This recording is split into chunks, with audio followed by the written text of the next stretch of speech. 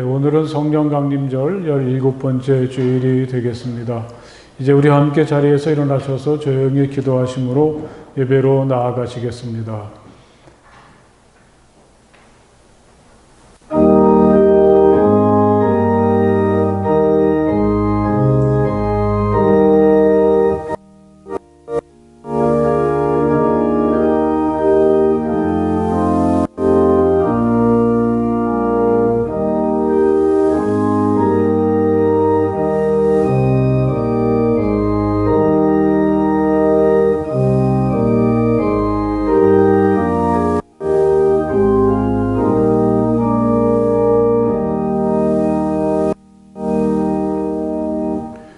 하나님, 주님은 나의 하나님입니다. 내가 주님을 애타게 찾습니다.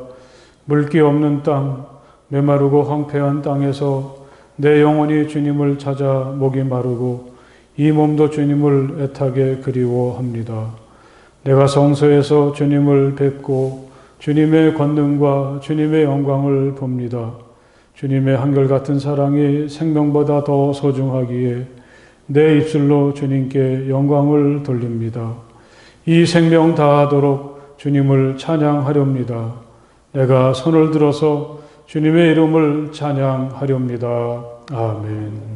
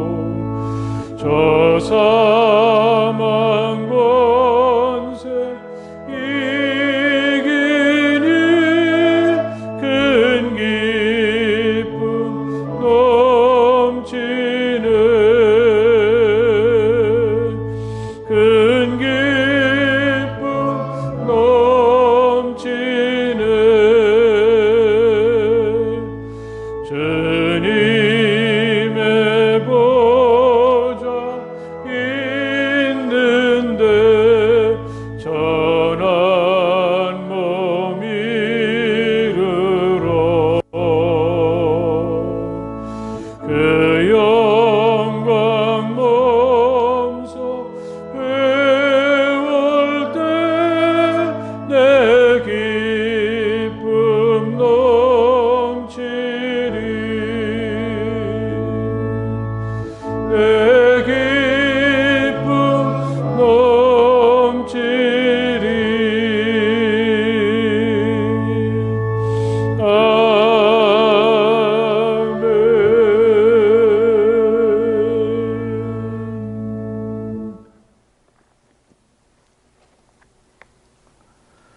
사랑과 은혜가 풍성하신 하나님, 마음을 다하여 드리는 우리의 예배를 받아주시며 하늘의 은혜와 복을 충만히 내려 주옵소서.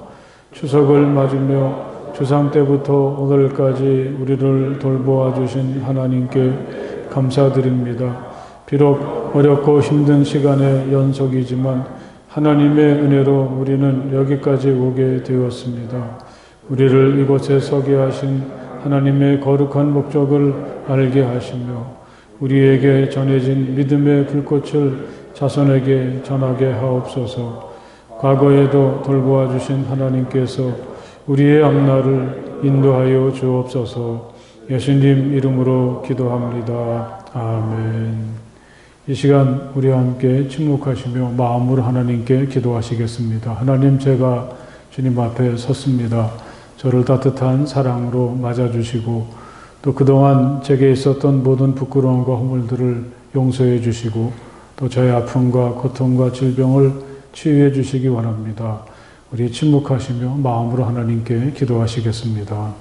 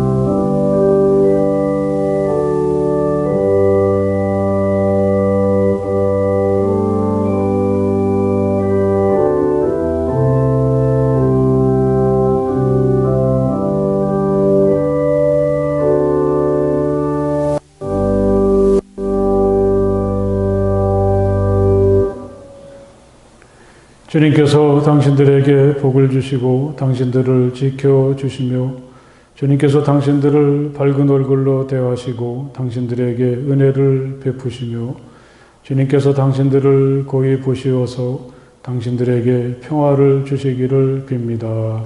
아멘.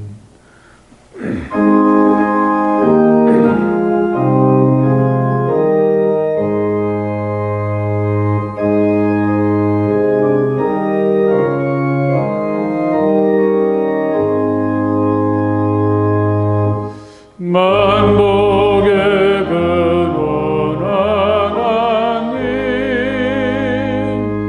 온 백성 찬송 드리고 저 천사여 찬송하세. 찬송 성부 성자 성령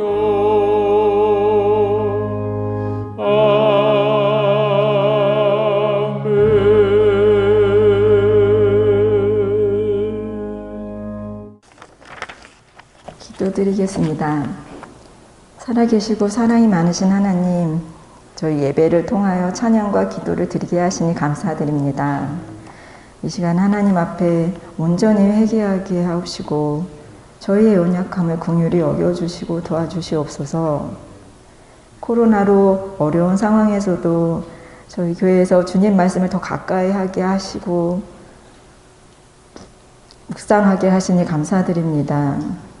전 세계가 주님을 찾게 하시고 의지하게 하시며 주님 만나 주시옵소서.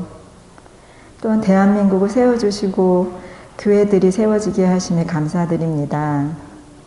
이 나라 위정자들이 주님을 경외하며 나라를 이끌어가도록 인도하여 주옵시고 한국교회가 성령님의 능력으로 어려움을 이겨내게 하옵소서.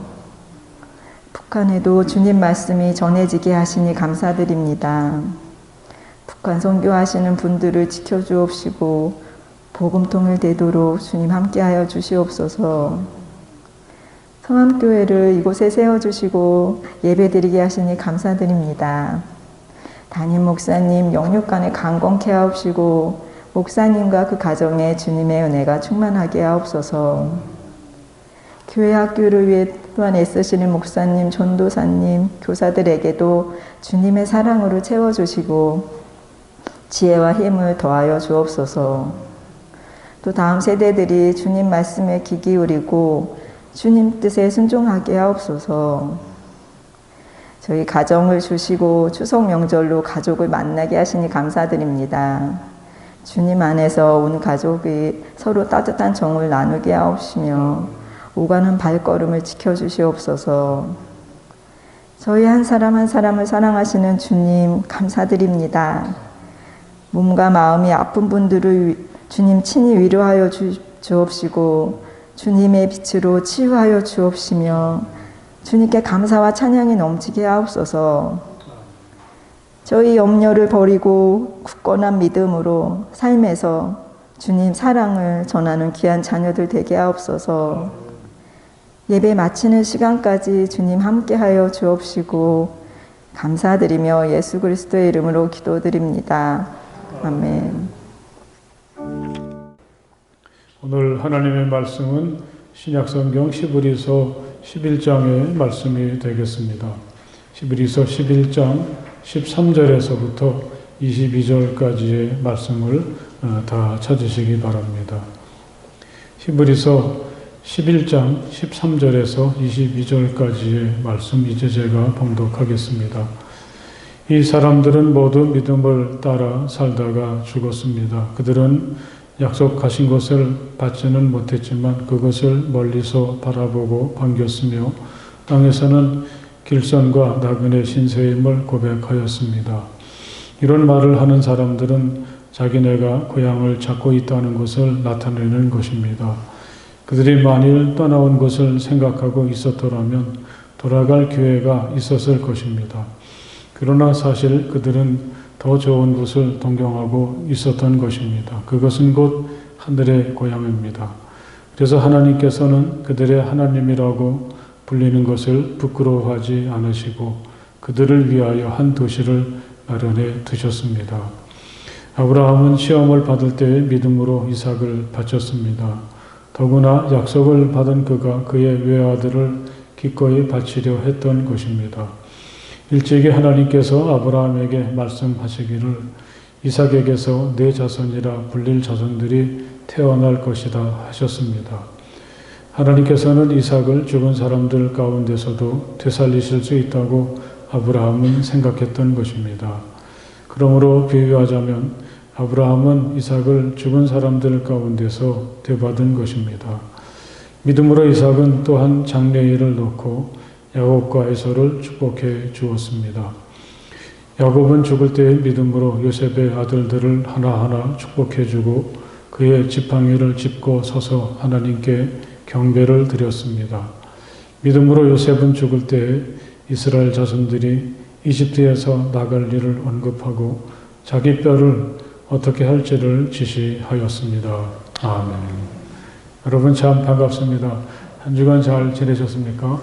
네, 오늘도 하나님께서 내리시는 은혜와 평화가 이곳에서 또는 가정이나 또는 어떤 다른 곳에서 하나님을 예배하는 우리 모두에게 충만하시기를 간절히 바랍니다. 예, 추석을 앞두고 또 분주한 마음이 있으시겠지만 또 이번 추석은 또 꽤 날짜가 휴일이 긴 것 같습니다. 그래서 좀 이 시간 동안에 지쳤던 몸과 마음이 하나님의 위로와 또 사랑으로 또 서로가 만나는 즐거움으로 잘 회복될 수 있기를 바랍니다. 우리 옆에 계신 분들하고 참 반갑습니다. 함께 인사해 보십시오. 참 반갑습니다. 지난 월요일 저녁에 낯선 전화가 걸려왔습니다. 누굴까 궁금해하면서 전화를 받았는데 어떤 그 원로 목사님의 그 사모님이셨습니다. 어머니 안부를 물으면서 이번 명절에 세 자매가 우리 어머니를 찾아뵈려 한다는 것입니다. 참 난감했습니다. 어머니가 돌아가셨다는 걸 알려드렸는데도 사모님은 전화를 끊지 못합니다. 그 가정은 제가 아주 어렸을 적에 부모님께서 사역하시던 교회를 다닌 분들이었습니다. 저도 기억이 있습니다. 이 경인고속도로가 생기기 전에 도하 IC에서 조금 서울 쪽으로 더 가면 그분들은 거기 사셨는데 커다란 그 비닐하우스를 지어놓고 여러 식물들을 재배했는데 특히 선인장을 많이 키웠습니다. 어떤 선인장들은 얼마나 크던지 저보다 몇 배는 더 되는 것 같았습니다. 그분의 아버지는 교회를 나오지 않은 것 같고 이 막내가 감리교 신학대학 제3년 선배였던 것을 기억합니다. 여자 중에 두 분이 사모가 되었다고 합니다. 그분은 그때의 이야기를 하는 겁니다. 당시 우리 부모님들이 얼마나 사랑을 해주셨는지 알고 보니까 그분과 목사님의 결혼도 주선하시고 직접 주례도 맡아주셨다고 합니다.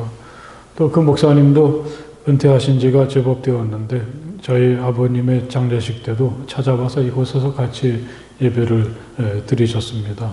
그때 그 감사한 마음을 사모님께 말씀드리기도 하면서 저도 전화를 끊기가 참 아쉬웠습니다.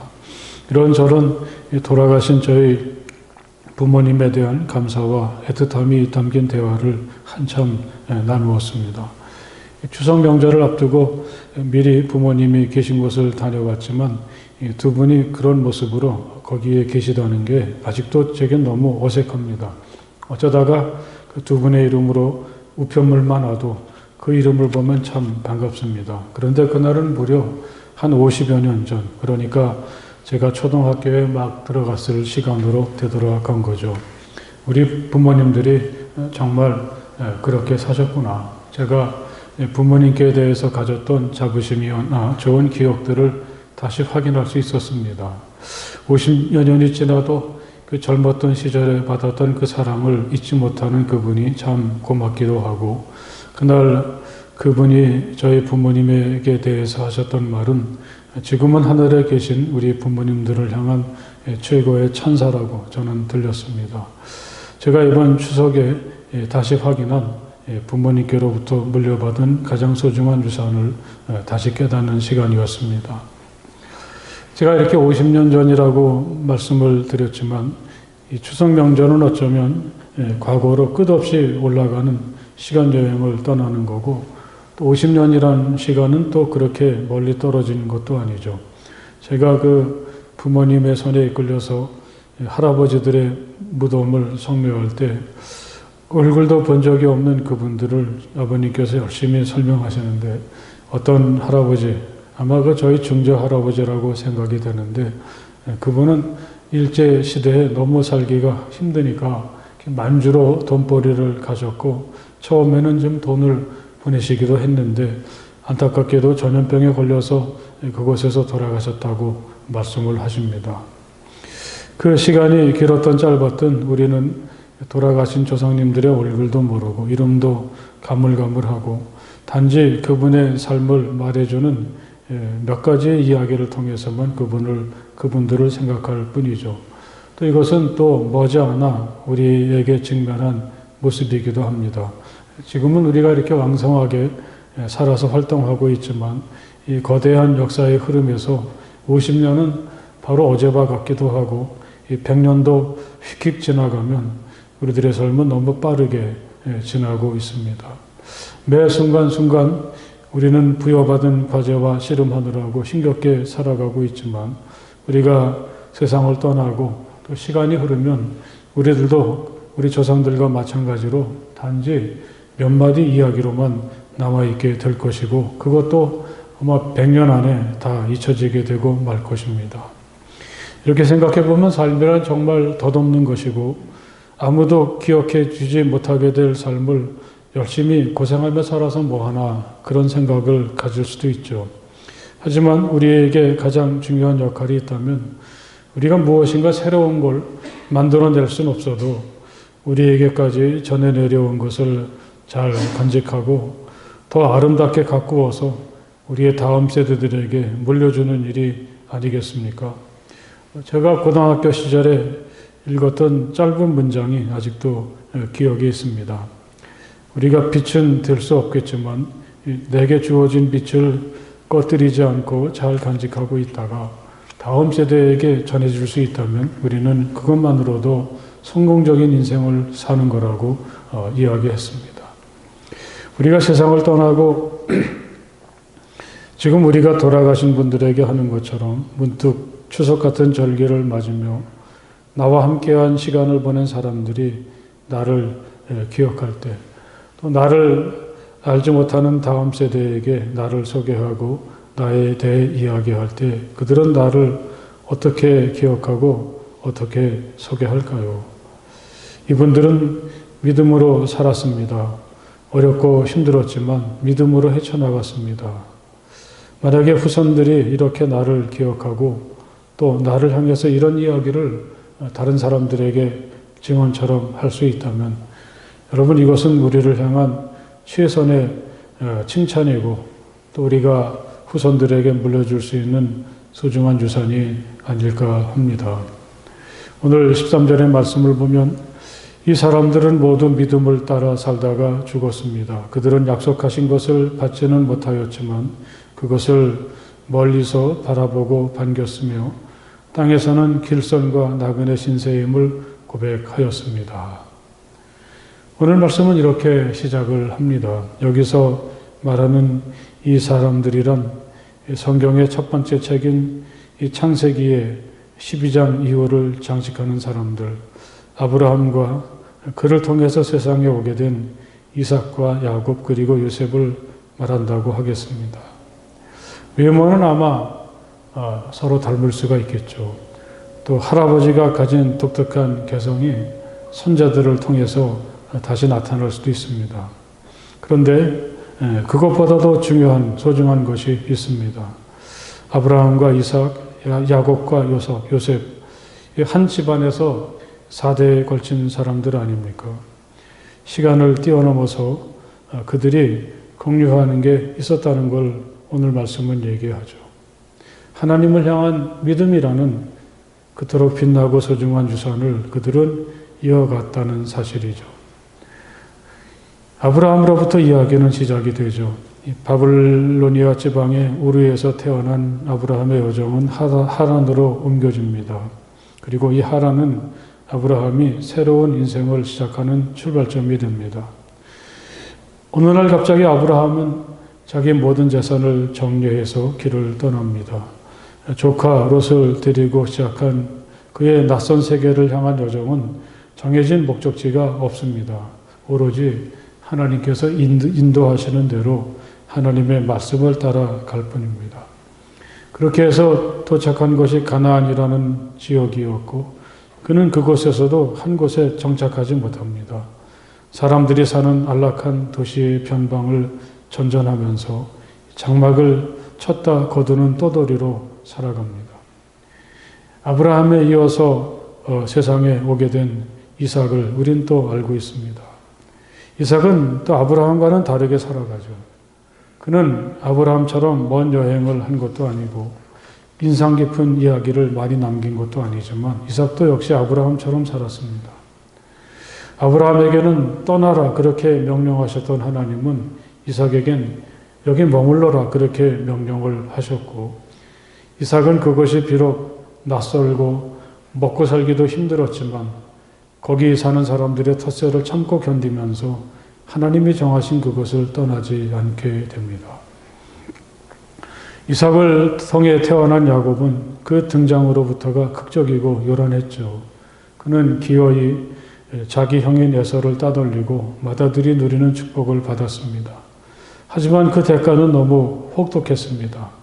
에서를 피해서 외가에 가서 나그네 생활을 합니다. 공교롭게도 그가 그때 갔던 길은 할아버지 아브라함의 여정을 반대로 가는 셈이었습니다. 아브라함이 떠나온 곳에 그가 갔으니까요. 그는 그곳에서 20년의 세월을 보냅니다. 그러는 동안 가정도 이루고 12아들을 얻게 되죠. 야곱이 다시 가나안으로 돌아오면서 이제는 장성한 12아들이 이야기의 중심에 등장하는데 이번에는 끝에서 두 번째인 요셉이 중심입니다. 요셉은 자기를 시기하는 형들 때문에 이집트로 끌려가서 노예 신세가 되고 말았습니다. 요셉이 이집트로 끌려가면서 창세기의 무대도 자연히 그곳이 되죠.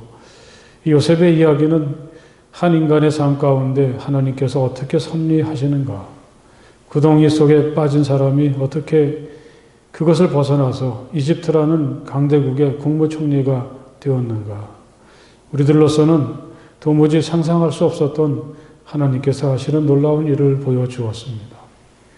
이 모든 일에도 불구하고 요셉이 정말 훌륭했던 것은 인간으로서 올라갈 수 있는 가장 높은 자리까지 올라갔지만 자기의 근본이 누군가, 요셉은 그걸 잃어버리지 않았습니다. 그는 항상 하나님을 경외했고 자신을 하나님의 선하심을 나타내는 도구로 이해했습니다. 형님들은 나를 해치려고 하였지만 하나님은 오히려 그것을 선하게 바꾸셔서 오늘과 같이 수많은 사람의 생명을 구원하셨습니다. 그의 고백 속에서, 그의 위대한 이 고백 속에서 우리는 오래전에 하나님께서 아브라함을 향해서 하셨던 약속, 너는 복의 근원이 될 것이다, 이 말씀이 선명하게 이루어졌다는 사실을 깨닫게 되죠. 여러분, 우리가 이렇게 아브라함과 이삭과 야곱과 요셉, 어떤 한 집안의 이 4대에 걸친 이야기를 다시 돌이켜서 생각해 보면 여러분들도 이 이야기들을 수없이 보고 읽어서 잘 알고 있겠지만 이건 다르면서도 같고 같으면서도 다른 이야기입니다. 이 네 사람이 직면했던 상황이나 그들이 머물렀던 곳이나 그들이 걸어갔던 길이나 그들이 만나고 관계했던 사람들은 같을 수가 없습니다. 아브라함의 여정은 하란에서 시작했지만 가나안을 전전하다 끝났습니다. 이삭은 그렇게 먼 거리를 다녔던 흔적은 없습니다. 이집트로 가서 먹을 거 걱정 없이 살려 하다가 하나님의 명령으로 인해서 가나안 남쪽 지대에 머무르게 되죠. 야곱은 가나안에서 시작해서 자기 할아버지와 반대로 하란에 갔다가 다시 가나안으로 돌아옵니다. 그리고 그의 삶은 이집트에서 마치게 되죠. 요셉은 가나안에서 시작해서 선대의 사람들이 가보지 못한 이집트에서 자신의 인생의 대부분을 보내고 거기서 삶을 마치게 되죠. 이렇게 그들은 서로 살던 시대가 다르고 살던 곳이 다르고 삶의 형태가 달랐습니다. 그런데 참 중요한 것은 이 사람들이 이렇게 다른 시대의 다른 모습으로 다른 환경 속에서 살았지만 그들이 소중히 여기고 그들이 추구하는 삶의 모습은 결코 다르지 않았다는 거죠. 오늘 이 말씀이 우리에게 증언하고 있는 것은 이렇게 그들이 가진 공통점, 그들의 삶 속에서 겹치는 부분이라고 하겠습니다. 이게 오늘 우리보다 앞섰던 우리 조상들을 생각하고 우리의 뒤를 따라오는 다음 세대를 마음에 두고 생각해야 될 중요한 주제라고 하겠습니다. 이 사람들은 모두 믿음을 따라 살았습니다. 그들은 하나같이 믿음으로 살았습니다. 이렇게도 읽을 수가 있겠는데요. 이게 바로 그들에게 겹치는 부분이라고 하겠습니다. 만약에 우리가 아브라함과 이삭과 야곱과 요셉을 한자리에 불러놓고 만약에 우리가 그분들에게 이런 질문을 던진다면 당신들에게 있어서 정말 중요한 삶의 원칙은 무엇이었습니까? 한마디만 해보십시오. 그렇게 말한다면 그들은 하나같이 믿음이라고 대답했을 것입니다. 믿음입니다. 우리는 믿음으로 살았습니다. 우리를 지으시고 우리를 세상에 보내시고 우리의 길을 인도하신 하나님을 믿는 믿음으로 어느 시대든지 어떤 자리든지 어떤 길을 걷든지 우리는 그 믿음 가지고 살아왔습니다. 그렇게 고백하지 않겠습니까? 여러분, 이건 참으로 자랑스럽고 소중한 일입니다. 그들은 4대에 걸쳐서 살았던 사람들. 사는 것도 다르고 살아가는 방식도 다른데 시대도 다르고 그 개개인의 성격도 서로 많이 다른데 그들에겐 부인할 수 없는 공통점이 생긴 거죠. 그건 다시 말하면 하나님을 향한 믿음입니다. 그래서 이 아브라함에서 요셉에 이르는 이 4대에 걸친 믿음이 결국은 이스라엘의 뿌리가 되었던 거죠. 이스라엘은 후에 우리는 정말 보잘것없었는데 누구도 거들떠 보지 않는 그냥 양이나 치던 떠돌이였는데 우리가 이렇게 자랑스럽고 멋진 민족을 이루게 된 것은 우리에게서 아주 특별한 점이 있었다면 그것은 창조주이신 하나님을 향한 믿음입니다. 우리는 우리 할아버지 때부터 우리 조상 때부터 천지를 지으시고 우리 운명을 주장하시는 하나님을 믿었습니다. 이게 다른 사람들과 다른 점입니다. 그들은 이런 고백을 하고 있습니다. 할렐루야. 여러분, 내가 잘 믿는 것도 참 중요한데 그런 우리들에게 주어지는 중요한 과제가 있다면 우리의 자녀들 또 우리들의 자손들도 나처럼 오히려 나보다도 깊은 믿음을 가지고 살도록 하는 일이 아니겠습니까?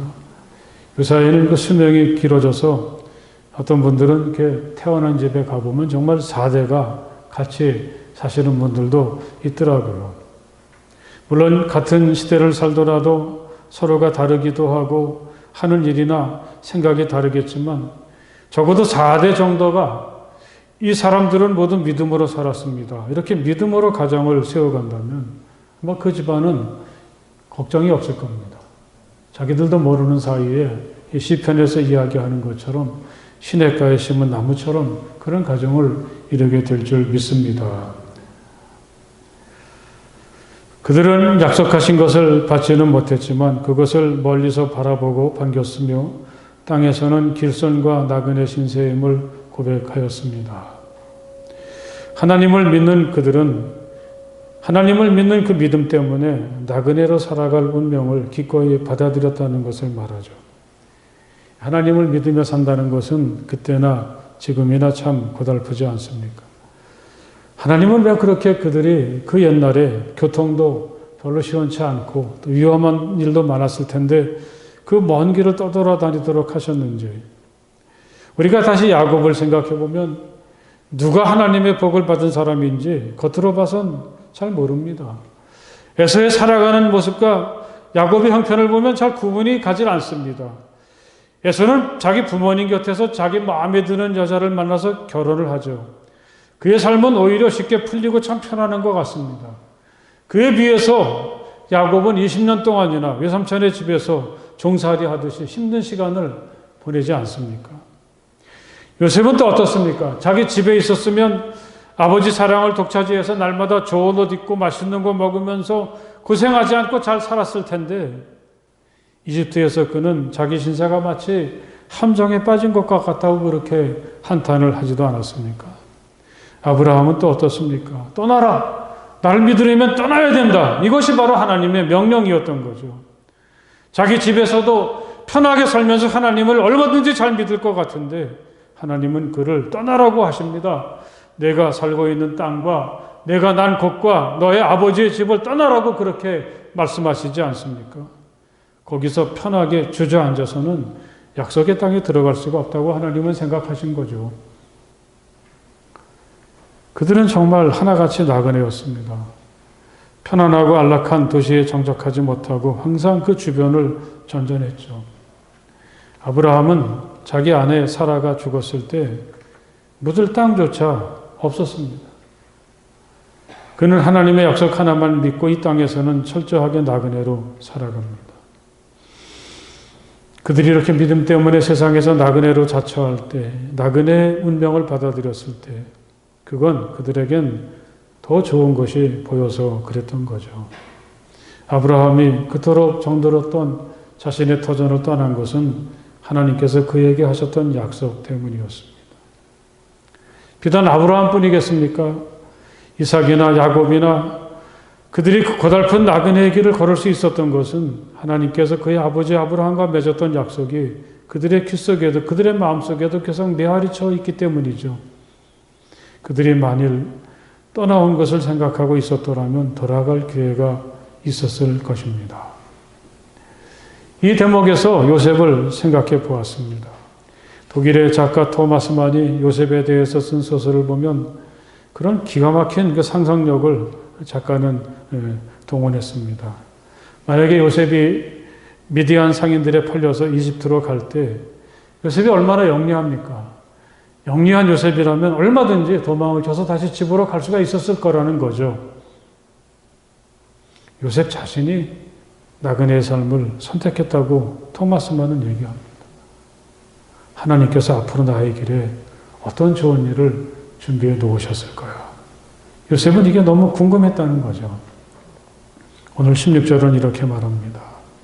그러나 사실 그들은 더 좋은 것을 동경하고 있었던 것입니다. 할렐루야. 우리가 살고 있는 세상은 눈으로 볼 수 있고 또 손으로 만질 수 있고 돈으로 계산할 수 있는 것. 사람들은 여기 모든 것을 걸다시피 하고 살아가고 있죠. 하지만 이게 전부는 아닙니다. 더 좋은 것이 있다는 사실입니다. 그걸 또한 하늘의 고향이라 그렇게 얘기하죠. 하나님께서 예비하신 것. 이 땅에서 하나님을 그리워하고 하나님께 희망을 두고 살아가는 사람들. 하나님은 그들을 위해서 무엇인가 친히 아주 멋진 공간을 마련해 주시고 준비해 두셔서 하나님께서 만드신 더 좋은 것, 인간의 손이 도저히 미치지 못하는 그 거룩하고 참 좋은 것, 참된 것을 희망하는 사람들, 또 거기에 도달하기 위해서 세상에서 나그네처럼 사는 고생을 주저하지 않는 사람들. 할렐루야. 그들이 함께 나누었던 삶이고 바로 이것이 우리가 서로 나누어야 될 소중한 신앙의 유산이라는 것을 마음 깊이 새기시기를 간절히 바랍니다. 오늘 말씀의 마지막 부분에는 그들이 하나님을 어떻게 믿었나, 그들의 삶 속에서 가장 중요했던 이야기들을 하나씩 소개하죠. 17절에 보면 아브라함은 시험을 받을 때에 믿음으로 이삭을 바쳤습니다. 이렇게 말합니다. 아브라함은 막다른 골목의 직면에서도 믿음이 흔들리지 않은 사람이라고 저는 읽었습니다. 아무리 어렵고 절망적인 상황 속에서도 그는 하나님을 의심하지 않고 믿음으로 헤쳐나갔다는 거죠. 아브라함이 가장 사랑했던 이삭을 하나님께 바치라는 명령이 바로 그를 막다른 골목에 밀어넣는 일이었고 그 하나님을 의심하게 만드는 질문이었지만 그는 하나님을 의심하지 않았습니다. 하나님께서 원하시는 대로 했습니다. 이 아들알까지라도 바치려고 했던 아브라함을 누가 흔들어 놓을 수가 있겠습니까? 만약에 우리가 아브라함처럼 하나님을 믿고 막다른 골목의 직면에서도 의심하지 않고 흔들리지 않는다면 그 믿음처럼 소중한 유산이 어디 있겠습니까? 이삭에 대해서는 이렇게 20절에 이야기합니다. 믿음으로 이삭은 또한 장래일을 놓고 야곱과 에서를 축복해 주었습니다. 이삭은 아무리 읽어봐도 다른 세 사람 아브라함이나 야곱이나 또 요셉처럼 그런 극적인 장면이 없습니다. 오히려 노년의 이삭은 눈이 어둡고 판단력이 흐려져서 야곱을 에서로 착각하고 그에게 맏아들이 누리는 축복을 하지 않았습니까? 어쨌든 이삭은 이렇게 자신에게 주신 아들에게 하나님께서 내리시는 복을 비는 것으로 자기가 세상을 살았던 가장 소중한 임무를 훌륭하게 감당을 했습니다. 우리의 사명이 바로 이런 것이 아니겠습니까? 우리가 무슨 능력으로 대단한 것을 자녀들에게 물려주겠습니까? 그들도 내가 믿었던 또 나에게 복을 내리셨던 그 하나님을 믿으면서 하나님의 복을 누리며 살도록 기도하고 그들을 마음을 다해 축복하는 이 일이 바로 오늘 우리에게 주어진 소중한 일인 것을 마음 깊이 새기시기를 간절히 바랍니다. 야곱에 대해서는 또 이렇게 이야기합니다. 21절에 보면 야곱은 죽을 때에 믿음으로 요셉의 아들들을 하나하나 축복해주고 그의 지팡이를 짚고 서서 하나님께 경배를 드렸습니다. 야곱은 147년을 살았는데 이제 자기 인생의 마지막이다 그런 느낌이 들었을 때 자기 아들 요셉의 두 아들, 자기 손자인 에브라임과 므낫세를 불러서 축복을 하죠. 여러분 그 말씀을 한번 여러분 이 자막에 띄워드렸는데 한번 같이 하나하나 읽으면서 나도 아이들에게 이런 복을 빌어야 되겠다 그런 공부를 한번 해보십시다. 자막 있죠. 우리 같이 한번 그 야곱이 두 손자에게 빌었던 축복을 같이 한번 읽어보겠습니다. 나의 할아버지 아브라함과 아버지 이삭을 보살펴 주신 하나님, 내가 태어난 날로부터 오늘에 이르기까지 나의 목자가 되어주신 하나님, 온갖 어려움에서 나를 건져주신 천사께서 이 아이들에게 복을 내려주시기를 빕니다. 나의 이름과 할아버지의 이름 아브라함과 아버지의 이름 이삭이 이 아이들에게서 살아있게 하여 주시기를 빕니다. 이 아이들의 자손이 이 땅에서 크게 불어나게 하여 주시기를 빕니다. 아멘. 마지막으로 요셉에 대해서는 이런 얘기를 하고 있습니다. 22절에 보면 믿음으로 요셉은 죽을 때에 이스라엘 자손들이 이집트에서 빠져나갈 일을 언급하고 자기 뼈를 어떻게 할지를 지시하였습니다. 요셉은 유언을 통해서 자기 믿음을 드러냈습니다. 일찍 집을 떠나서 이집트에서 대부분의 시간을 보냈지만 자신이 그리워하는 곳, 자신이 마음이 향하고 있는 곳이 어딘지를 그는 분명히 하죠. 그래서 비록 죽어서라도 자기의 뼈라도 그곳에 가기를 간절히 희망하는 유언을 하고 있습니다. 그것은 하나님의 약속이 머물러 있는 곳 가나안이죠. 이곳은 비록 이집트에 비하면 가난하고 약하고 누추하지만 그것이 얼마나 좋은 것인지 그는 자신의 삶과 죽음을 통해서 후대 사람들에게 이야기합니다. 당신들은 정말 좋은 곳, 하나님이 점주해 주신 찬란한 곳에서 당신들은 살고 있습니다. 그는 이렇게 후대 사람들의 삶의 무대가 될 가나안을 꿈꾸며 희망하며 그렇게 아름다운 신앙의 유산을 그들에게 물려주고 있죠. 여러분, 우리가 오늘은 정말 살기가 너무 힘들죠. 그래도 우리가 이런 와중에서도 나와 나의 자녀들과 그들의 자녀들과 또 그들의 자녀에 이르기까지 한 4대를 내다보고 기도하고 준비하면서 살 수 있다면 바로 그것이 오늘 우리가 살아가는 아주 분명하고 확고한 이유가 아니겠습니까? 하나님을 믿고 하나님의 뜻대로 살아가는 것은 얼마나 가치 있고 행복한 일인지 이런 행복을 우리가 살아있는 동안 누리고 나의 자식과 그들의 자식 또 그들에 이어서 존재하게 될 아이들에게까지 소중한 유산으로 물려주어서 시대는 다르고 살아갔던 방법은 다르더라도 이 믿음이라는 것이 우리를 말해주는 공통점이 될 수 있다면 우리들은 정말 멋지게 세상을 산 것이고 우리의 미래에 대해서 우리 자손들의 미래에 대해서 걱정할 것이 하나도 없을 것입니다.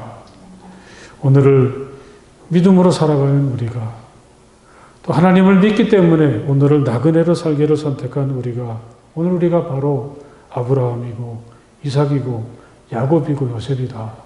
이 사실을 마음 깊이 새기시기를 간절히 바랍니다. 할렐루야. 이 추석 명절을 앞에 두고 우리가 어디서 왔는가 또 앞서 가셨던 지금은 함께하지 못하는 우리 집안의 어른들을 생각할 때 이 시간이라는 것이 얼마나 깜짝할 사이에 지나가는지 또 우리들의 삶을 얼마나 덧없이 흘러가는지 하지만 이 땅에 살아있는 동안 우리가 해야 될 너무나 중요한 사명이 있다면 그것은 우리를 통해서 믿음의 가정을 이루는 것임을 다시금 깨닫게 도와주시니 정말 감사합니다. 하나님 복 내려 주시옵소서.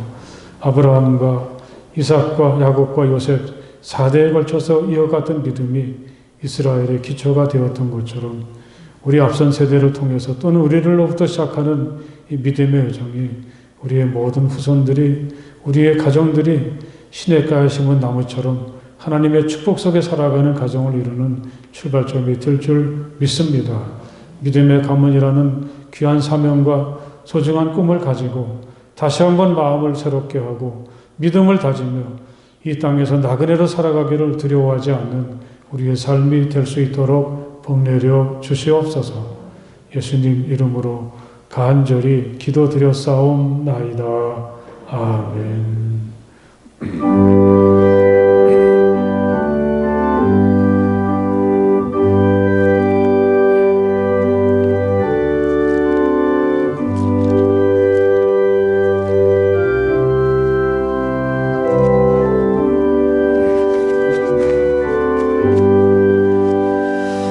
나의 영원하신 기요 생명보다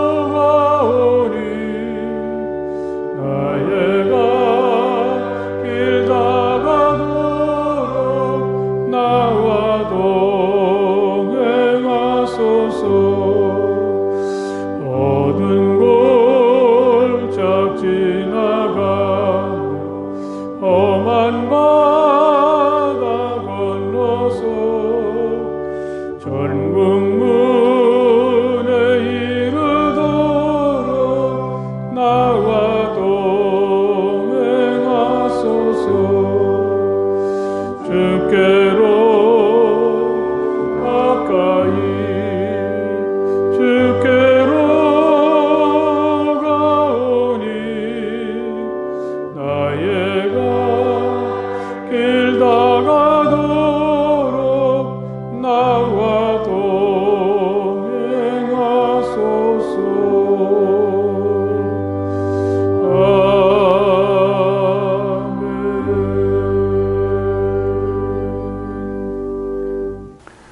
할렐루야. 오늘 여러분 뵙게 돼서 참 반갑습니다. 우리 함께 서로 사랑하고 축복합니다. 인사 나누십시다. 사랑하고 축복합니다.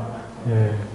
한가위 명절이 이제 정말 연휴가 시작이 되고 다가왔는데 정말 하나님께서 여러분들의 가정을 크게 축복해 주시는 아주 기쁘고 즐거운 명절이 되시기를 바랍니다.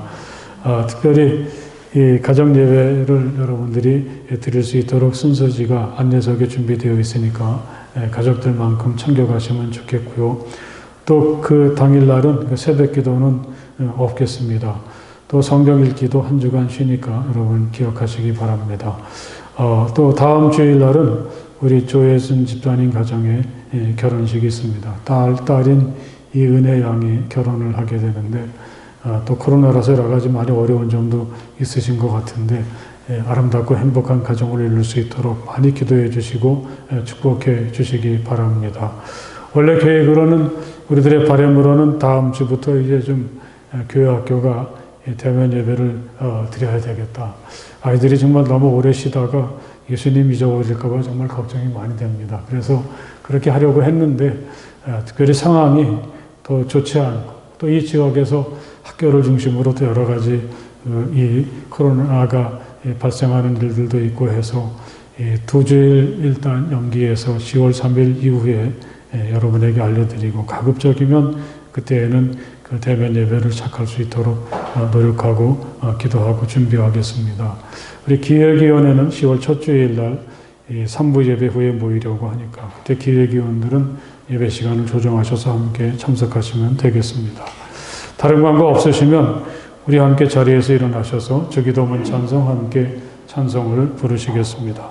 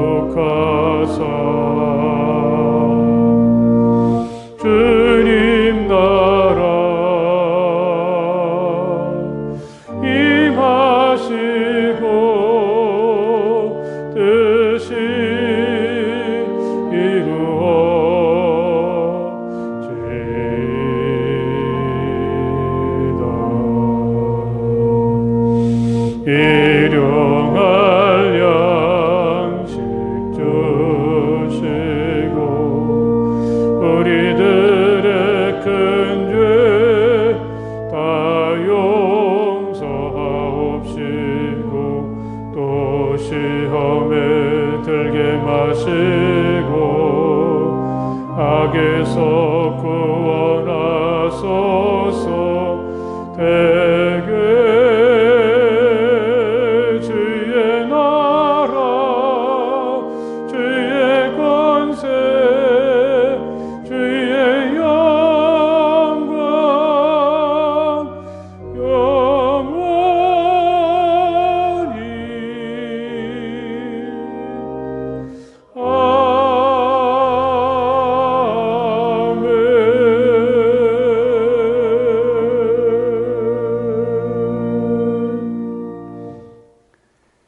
이제는 우리 주 예수 그리스도의 그 크신 은혜와 우리 아버지 하나님의 그 넓고 무한하신 사랑하심과 성령 안에서의 거룩한 사귐이 마음을 다해서 기쁨으로 우리 주님을 예배하는 모든 주님의 자녀들 가운데 영원토록 함께하여 주시기를 간절히 축원하옵나이다. 아멘.